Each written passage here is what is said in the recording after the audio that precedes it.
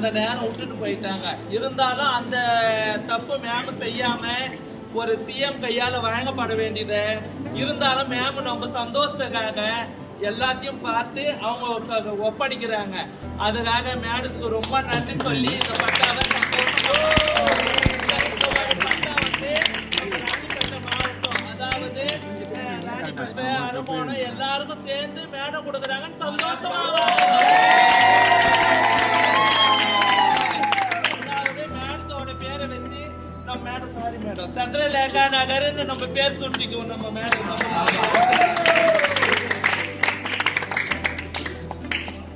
எங்களுக்கு கொடுக்குற இந்த இடத்துக்கு மேமனுடைய பேரையே எங்களுக்கு கொடுக்கணுன்றது எங்களுடைய வேண்டுகோள்.